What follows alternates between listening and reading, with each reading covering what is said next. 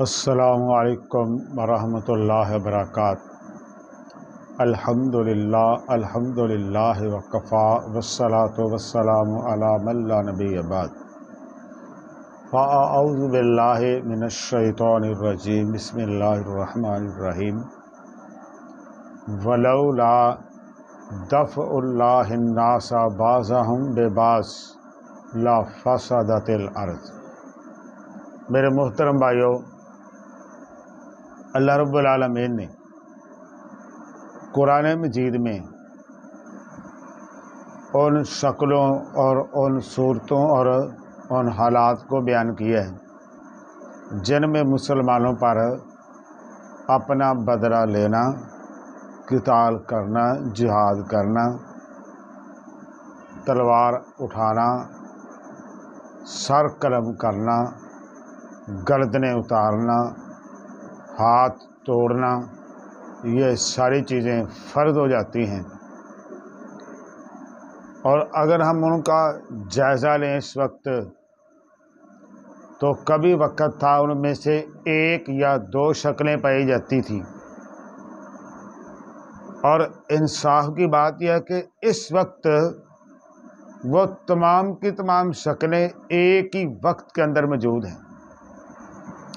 میرے بھائیو، جو طاقت کا توازن ہے کب رہتا ہے؟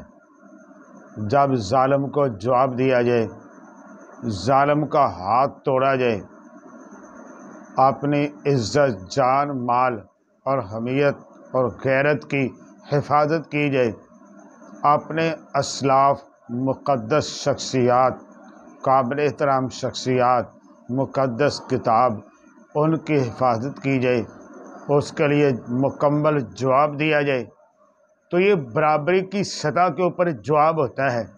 اور جب یہ چیز ہوتی ہے، دنیا کے اندر امن ہوتا ہے۔ اور اگر یہ برابری نہ رہے، توازن نہ رہے، ظالم کو جواب نہ دیا جائے، تو ظالم بے باک ہوتا ہے، اس کا ظلم بڑھتا ہے، اس کا جبر بڑھتا ہے، اس کی زیادتی بڑھتی ہے، وہ جرأت کرتا ہے، جسارت کرتا ہے، بے شرمی اور بغیرتی پر اتر آتا ہے۔ کب اترتا ہے؟ جب آگے سے اس کو جواب نہیں ملتا۔ اس لیے اللہ تعالیٰ ولولا دفع اللہ الناس بعضهم ببعض لفسدت الارض۔ میرے محترم بھائیو، اللہ تعالیٰ وقاتلوہم حتی لا تکون فتنہ، تم نے ان سے لڑائی کرنی ہے، یا اللہ کتنی دیر لڑتے رہیں گے؟ فرمایا حتی لا تکون فتنہ، یہاں تک کہ ان کا فتنہ، ان کی سازش، ان کی دشمنی، ان کا شرک، ان کی خباثتیں، ان کی غلط کاریاں، ان کی دشمنیاں، ان کی عداوتیں، ان کے مکر و فریب، جب تک یہ چیز جاری ہے تو ان کے خلاف قتال بھی جاری ہے۔ جب یہ چیزیں نہیں ختم ہوگی تو قتال بھی ان کے خلاف ختم نہیں ہوگا۔ یہ قتال نہ ایک خاص خطے کے ساتھ خاص ہے، نہ ایک قوم کے ساتھ خاص ہے۔ جو بھی یہ کام کرے گا، چاہے وہ یہودی ہے، چاہے وہ عیسائی ہے، چاہے وہ سکھ ہے، چاہے دنیا کا اسلام کے علاوہ کوئی بھی وہ مذہب رکھتا ہے، اگر اس نے خباثت کی تو اس کو مکمل جواب دیا جائے۔ حتی لا تکون فتنہ، مظلوموں کی مدد کے لیے۔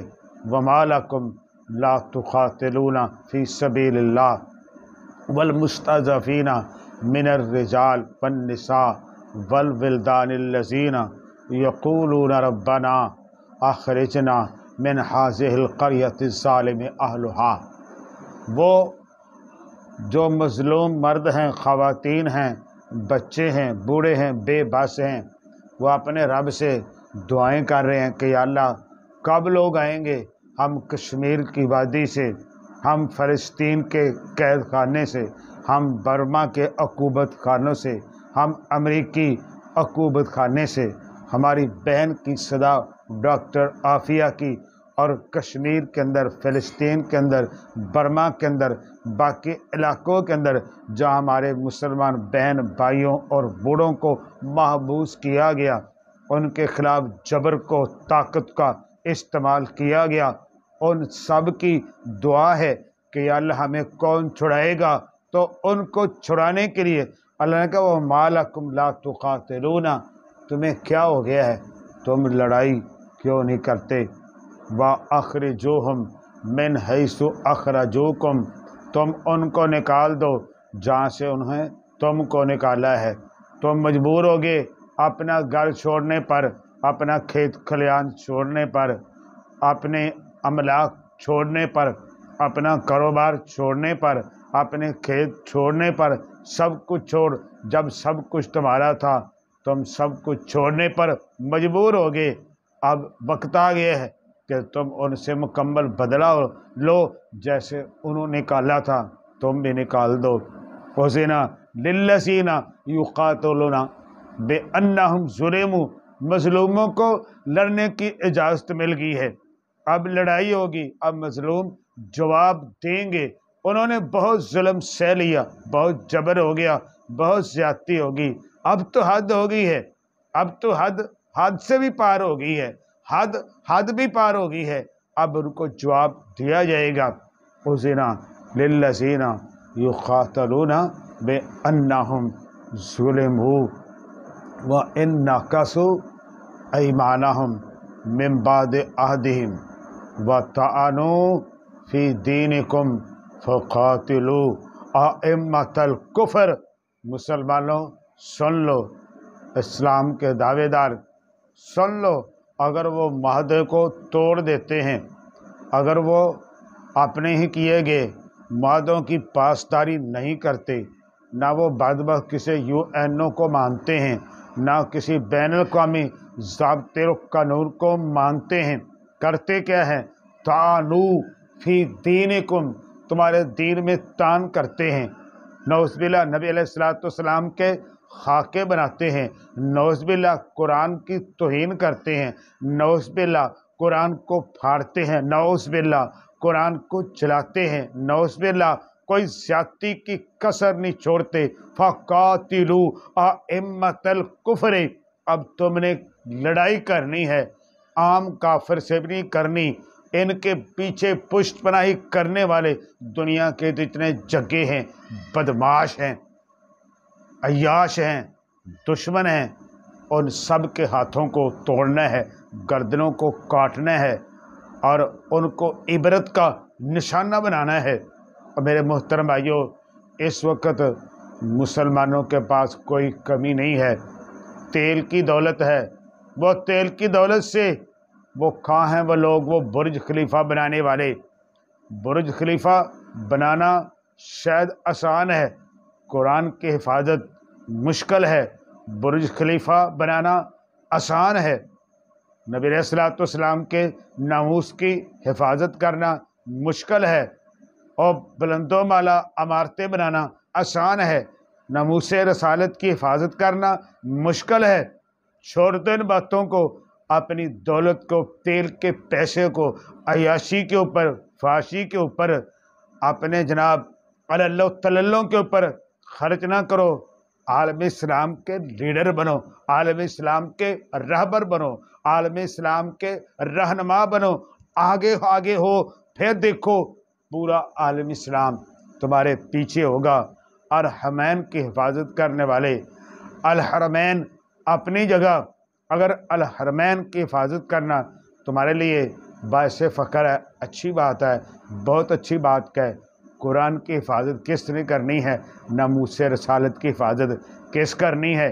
اب موقع آ گیا ہے یہودیت اور عیسائیت کی جو روش ہے، ان کو دوستی بنانے کی، ان پر اعتماد کرنے کی، اب چھوڑنا ہوگا، اور ان سب کو چھوڑ کے عالم اسلام کی قیادت کرو، سب لوگ آپ کے پیچھے ہوں گے، آگے تم بڑھو، دیکھنا پھر پورا جو عالم اسلام ہے وہ پیچھے لگتا ہے یا نہیں لگتا۔ افرادی قوت آج بہت زیادہ ہے مسلمانوں کے پاس، عصری قوت بہت زیادہ ہے مسلمانوں کے پاس، تیل کی دولت بہت زیادہ ہے مسلمانوں کے پاس، معدنی وسائل بہت زیادہ ہیں مسلمانوں کے ساتھ، زراعت کے وسائل بہت زیادہ ہیں مسلمانوں کے پاس، ذرا بتاؤ نا وہ کون سی دولت ہے، وہ کون سی مادیت ہے، وہ کون سی دنیا ہے، وہ کون سا معاش ہے، وہ کون سی اقتصادیت ہے جس سے اللہ تعالیٰ نے مسلمانوں کو مالا مال نہیں کیا۔ اگر ان حالات کے اندر بھی قرآن چلایا جائے، بے رحمتی کی جائے، رموز رسالت پر حملے ہوں اور ہم نعروں کی حد تک محدود ہو جائیں، تو میرا خیال یہ ہے کہ ان پر افسوس تو ہے ہی، اپنے آپ پر بھی افسوس کرنے چاہیے کہ ہم اتنے بے بس ہو گئے کہ ہمارے پاس کچھ نہیں، ہمارے پاس بہت کچھ ہے، ہماری تعداد بہت زیادہ، تیل بہت زیادہ، معدنی وسائل بہت زیادہ، زراعت کے وسائل بہت زیادہ، پیسہ بہت زیادہ، قوت بہت زیادہ، صلاحیت بہت زیادہ، جذبات بہت زیادہ۔ آئیے امت مسلمہ کے جذبات کو استعمال کیجئے، پھر دیکھنا ان چوڑوں کی، خبیثوں کی، کتوں کی اور ان بغیرت لوگوں کی، لعنتی ابلیسوں کی آخر جرت ہی کیا ہے۔ یہ لوگ، ان کے اندر کوئی خام نہیں، کوئی جرت نہیں، کوئی ان کے قدموں کے اندر کوئی ثبات نہیں ہے۔ یہ لوگ صرف عالمی اسلام کے ایک نعرہ تکبیر کے سامنے کھڑا ہونے کی جسارت نہیں کر سکتے۔ بس ضرورت اس بات کی ہے اکٹھے ہو کر ایک دفعہ ان کی طرف رخ کریں، پھر دیکھنا کہ آگے کھڑے ہو سکتے ہیں کہ نہیں کھڑے ہو سکتے۔ آئیے، مسلمانوں کے پاس ایٹم بم بھی ہے، وہ ایٹم بم کب کام آئے گا؟